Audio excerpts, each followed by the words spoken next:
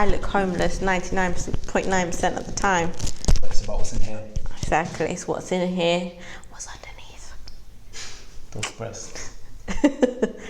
No, my belly fat.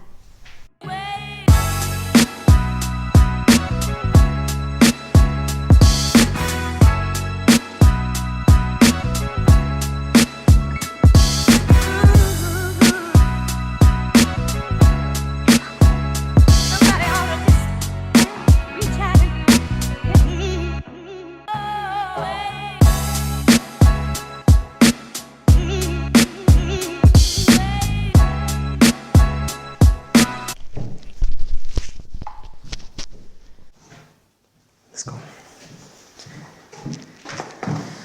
You recording? Yeah. So the very special guest that we have today is the Pizza Hut. That's so deep. It's actually pepperoni pizza. So we're gonna dig in for one slice and then we'll get into it. Oh, we're gonna dig in and then we're gonna rate it. Alright, Go for it. Cool. So. First. It's a bit cold because I bought it, but.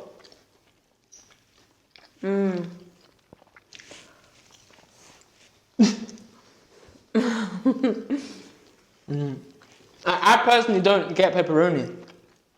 What do you Usually, mean? I usually get like Hawaiian or farmhouse. Yes, you know what they say, people with good taste buds get Hawaiian pizza. What would you rate this pizza, honestly? Maybe if it was warmer, a bit better, but out of 5. But I'm biased because I like Pizza Hut, so like a 4. 5, I'd say you'd give it a 2, if that. A 2? See, now I wouldn't go that low. Probably a 6. It's out of 5. Out of 5? Oh, I thought it was 10. No, 5. Oh, okay. Oh, yeah, so you were right. 2. So I was right. Yeah, 2. 2. I would say a 2. A 2? Yeah. Oh, I just like pizza too much. you can have it. Yeah. Right, so I'm Alex, his cousin. Just a little brief caption of what I do. I work in gym box. What I do for fun, my hobby, I would say, I'm a powerlifter. So for those that don't know what a powerlifter is, it's basically I pick up heavy weights. I pick up stuff and put them back down. In a nutshell. It's simple as that. When people say, what is powerlifting? That's what I do. I pick up very heavy stuff, look cool when I'm doing it, put it back down.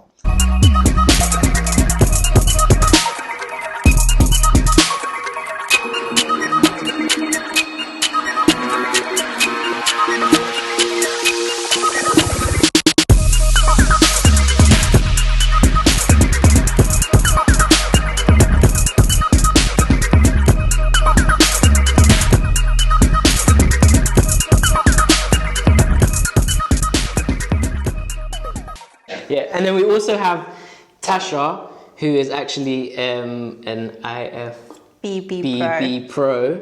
We'll get into it further later down the line. So yeah. So yeah, I'm Tasha. I'm Alex's fiance. We're engaged. Oh. Ooh. Yeah, he did good, didn't he? You're doing all right. He done price. good. It was on sale. Black Friday. I would kill him. Not joking. No. So yeah, I'm his fiance. I'm a personal trainer and bikini competitor. Been competing for about 5 years, and I've just recently turned pro.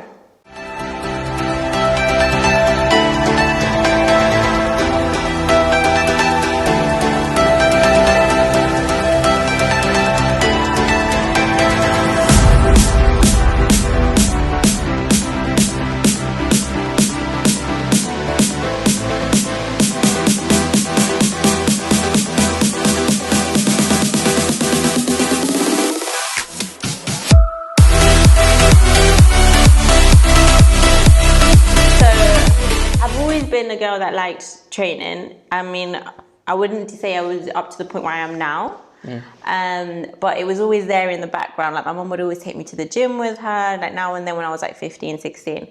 And then I think it was one summer, Alex was really, really overweight, and I'm putting it lightly. And we'll put the image right here. And I then said, I remember we was going to Miami, and I said to my my mom I wanted to get abs. I had an obsession with getting abs. So I said, I'm going to join the gym.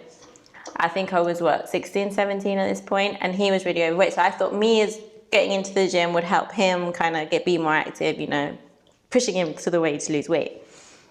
And yeah, so then it started from that point on. And then it only went down to when I went to Body Power in, I don't remember what year it was. That's when Ingrid competed. Probably about 2015, I think it was. So you've been doing it for 4 years? Yeah, You're 4 or going on 5 years, yeah. I think it was 2015. No. Yes, it was 2015. It was May.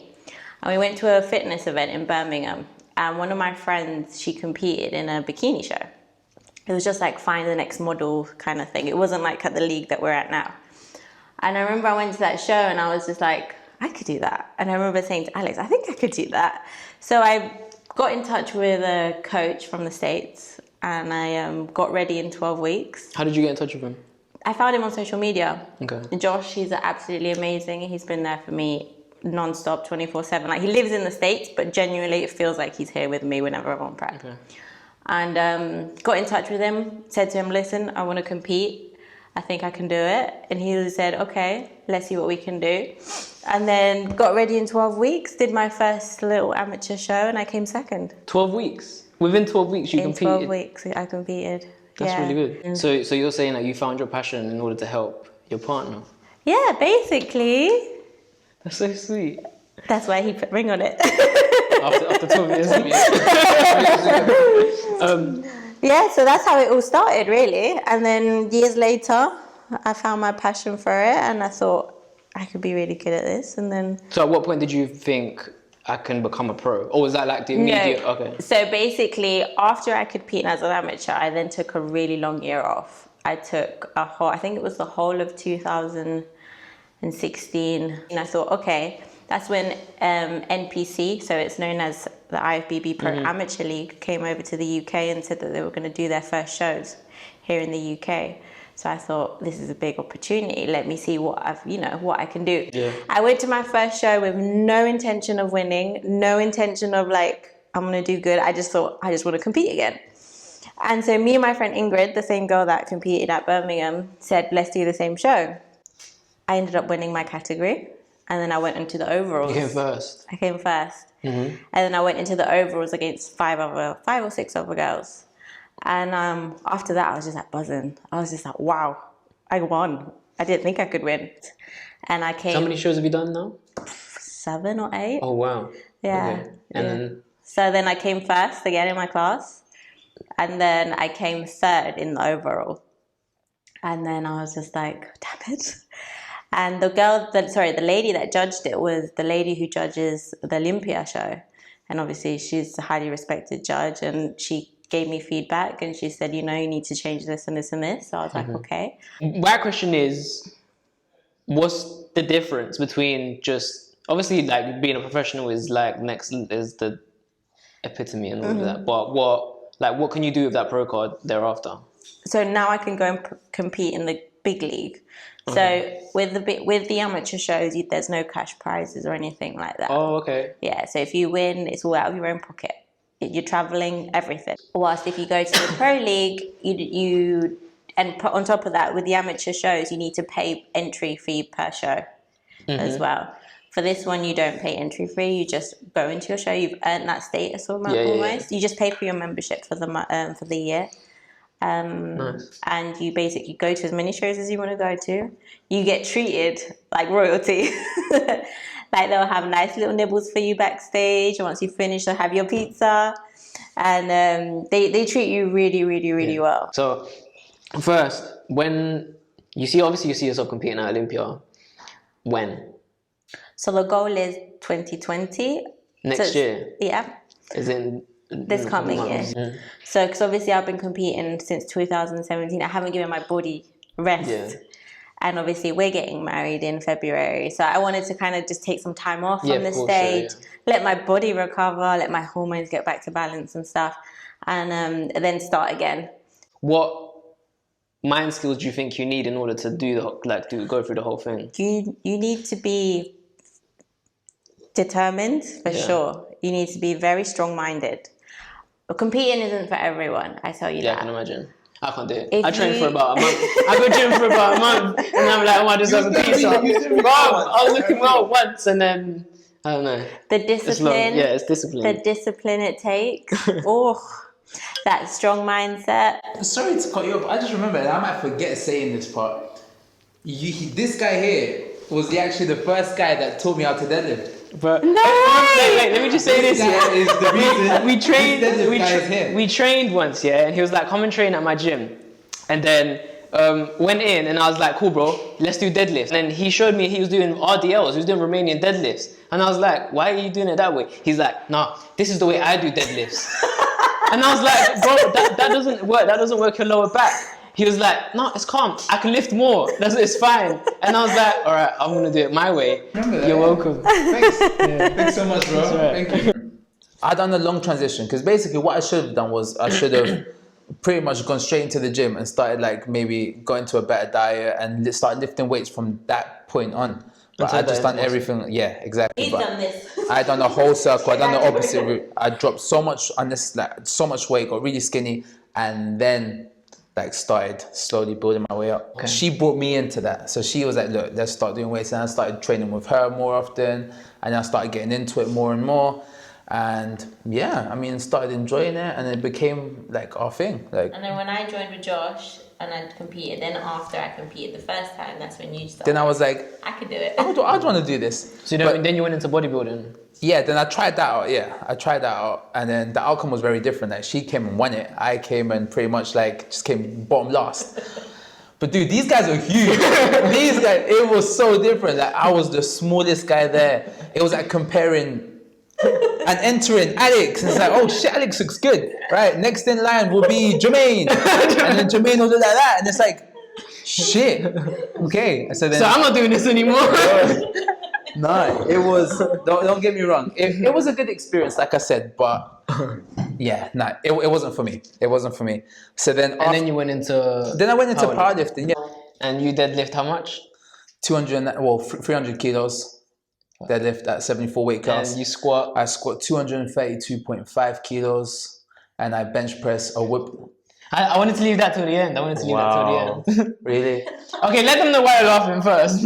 So everyone knows me because I'm a very great deadlifter, but I am I wouldn't even say I'm a bad bencher. My bench just hasn't increased a lot. Consistent. Yeah. Okay. But anyways, in terms of like how I got into powerlifting, so at that time I was working for Oxygen and I was managing my team there. And we had a new guy that came in called David.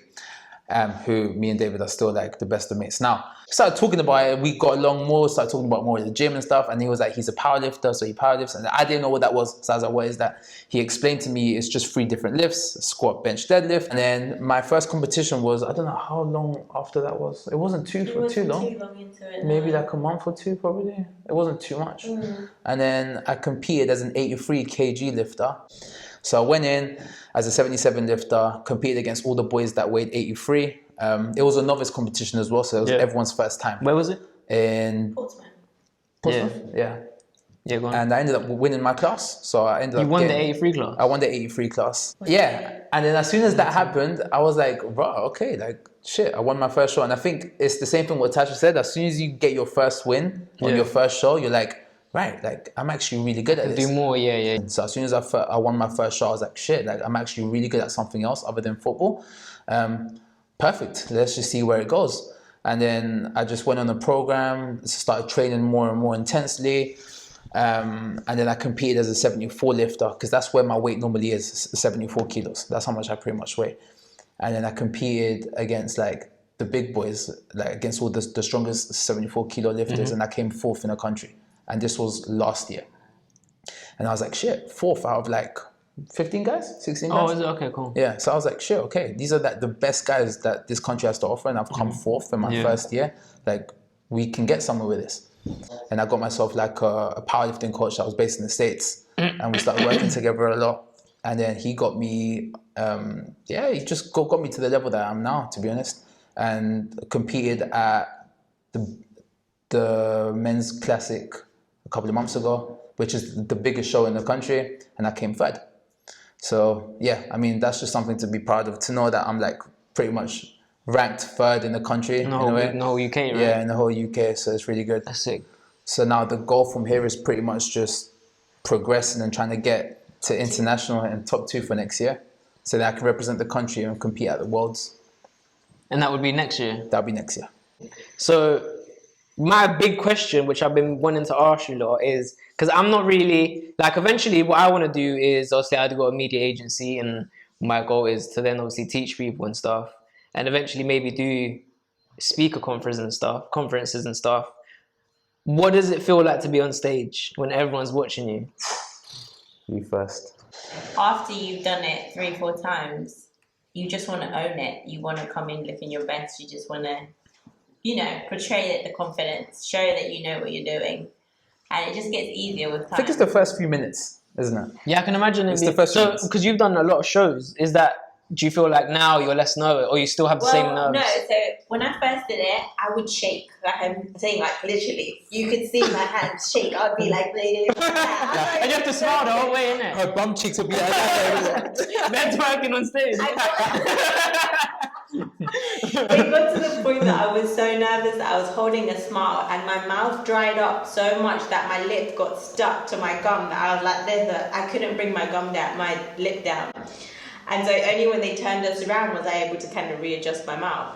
But yeah, with time, every show has gotten easier, but it's probably because I done back-to-backs. What is, for example, where is the stage where you guys would be like, okay, like, I've made it, sort of thing? I think for me, it would be once I get selected.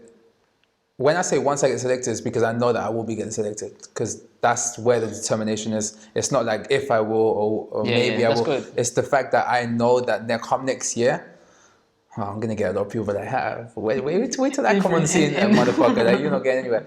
No, but the goal is for me next year, once I do get selected for, like, to represent the country, to go to Worlds, I think that would be the biggest tick for me, like, to represent the country. Because I mean, like, for me to say, oh shit, like, Alex has been coming from... It's not even the fact that that I will be getting selected to represent the country. It's the fact that I've come from such a long journey.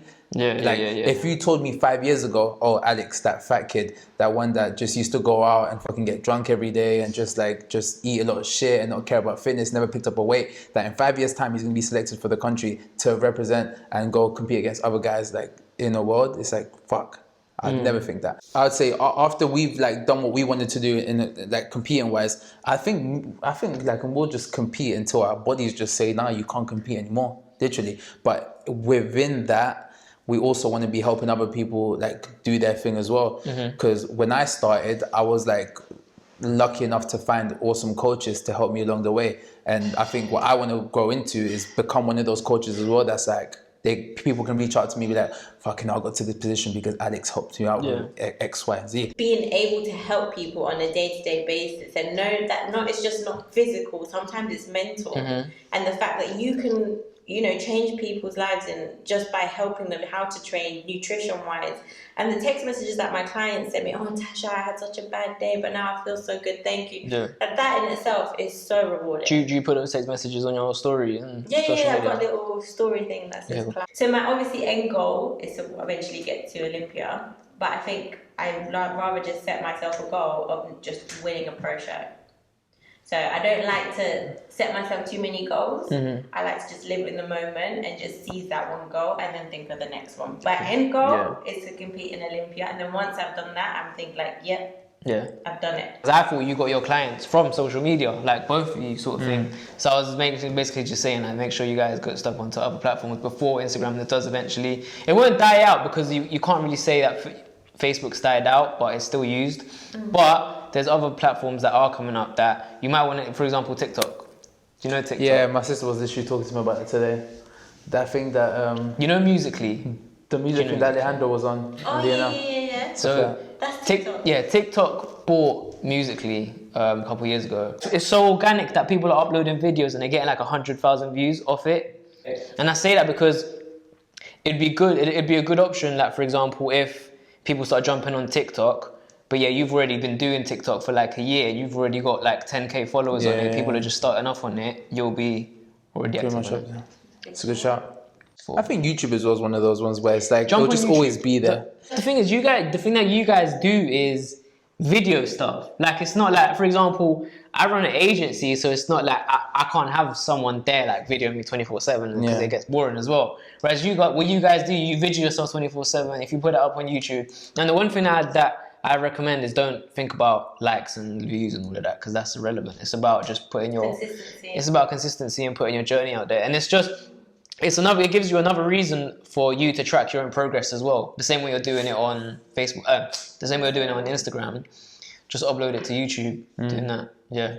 And the reason I say all of this, and the reason why I got into all of this, is because we're living in a world right now where digital is the future. Like, it's already here, obviously, it's happening. But if you as a professional in whatever you do are not on social media within the next like 2 to 5 years, you're out of the game. The last thing would probably be, if you had any advice, tips for anyone that's trying to get into what you guys are doing, what tips would you give? Stay consistent. Start now. Yeah. You want to make as many mistakes now as possible, because you want to get that out of the way, man. There's for example, when I first competed, there's so many things that I done wrong that I'm happy that happened, because then as every competition you enter, like every single comp you do, it's like you want to make sure you don't make those same mistakes. Like, you hit on What would your advice be to? Pretty similar to yours, but I would just say for bodybuilding, obviously, you want to. It's different. Yeah. You want to sort of come looking your best. Yeah. And it's not going to happen overnight. It's a long journey. So you don't build a house of rubbish foundation. So first start off with good training, good nutrition, build a solid foundation, and then go into competing. Stay consistent, stay driven, stay hungry, and just go for it. And most importantly, enjoy it. Yeah. Enjoy the it. journey. If you don't enjoy it, you have to question why you're in this to begin with. Even if it's happiness is the most important thing. Yeah, you want to enjoy it. You want to be able to wake up or after work and be like, oh yeah, I can't wait to go to the gym, or I can't wait to do this or X, Y, and Z. Like, if you don't enjoy it, like, and stay consistent. If you don't enjoy it, there's someone out there that is enjoying it and they're doing it more. 100%. They're doing it better than you are. It's the same, exactly that. Like what you just said there could easily be said like, if you don't start today, someone else is starting today, and he's already progressed. And he's going to be the one that beats you at the comp. And he'll beat you, and then you'll be pissed, and you'll bench the exact same as me. There you go.